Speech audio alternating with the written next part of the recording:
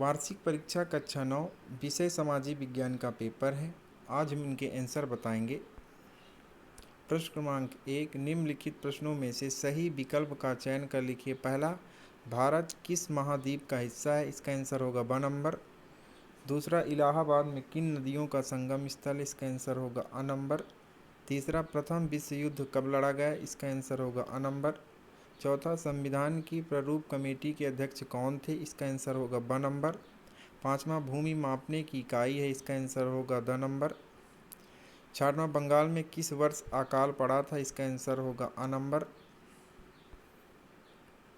प्रश्न क्रमांक दूसरा, रिक्त स्थानों की पूर्ति कीजिए। पहला, ब्रह्मपुत्र नदी को तिब्बत में के नाम से जाना जाता है? इसका आंसर होगा सांगपो के नाम से जाना जाता है। दूसरा, कार्ल मार्कस ने नामक ग्रंथ की रचना की? इसका आंसर होगा दास कैपिटल।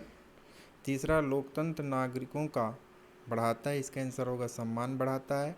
चौथा, पालमपुर से दूध को निकट के गांव में बेचा जाता है? इसका आंसर होगा रायगंज में। पाँचवा, 2011 की जनगणना के अनुसार भारत में साक्षरता दर थी? इसका आंसर होगा 74.04 थी। छठवां, मतदान करने वाले को कहते हैं? इसका आंसर होगा मतदाता कहते हैं। प्रश्न क्रमांक तीसरा, निम्नलिखित जोड़ियों का सही मिलान कर लिखिए। पहला, महानदी, इसका आंसर होगा चौथा नंबर। दूसरा, ड्यूमा, इसका आंसर होगा पाँचवा नंबर।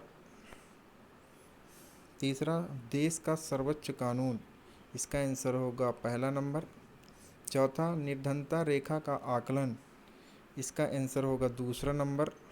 पाँचवा, राष्ट्रीय खाद्य सुरक्षा अधिनियम, इसका आंसर होगा छठवां नंबर। छठवां, चुनाव आयोग का कार्यकाल, इसका आंसर होगा तीसरा नंबर। प्रश्न क्रमांक चौथा, निम्नलिखित प्रश्नों के उत्तर एक शब्द वाक्य में लिखिए। पहला, शीतलहर क्या? इसका आंसर होगा शीत ऋतु में चलने वाली हवाओं को शीतलहर कहा जाता है। दूसरा, भारत का जनसंख्या घनत्व कितना है? इसका आंसर होगा 382 व्यक्ति प्रति वर्ग किलोमीटर। तीसरा, युंग फोक क्या था? इसका आंसर होगा हिटलर के शासनकाल में 14 वर्ष से कम आयु का बच्चों का नासिस संगठन होता था। इसका आंसर होगा। चौथा, नेल्सन मंडेला किस देश के राष्ट्रपति थे? इसका आंसर होगा दक्षिण अफ्रीका। पाँचवा, कार्यशील पूंजी का एक उदाहरण लिखिए। इसका आंसर होगा कच्चा माल या नगद रुपए पैसे। छठवां, बीपीएल कार्ड किस वर्ग के लोगों को प्रदान किया जाता है? इसका आंसर होगा गरीबी रेखा के नीचे जीवन यापन करने वाले को।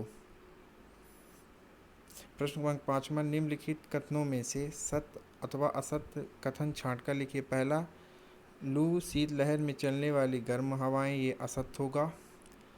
दूसरा, भारत में जनसंख्या वृद्धि का एक कारण मृत्यु दर में कमी भी है, इसलिए सत्य होगा। तीसरा, भारत की जनगणना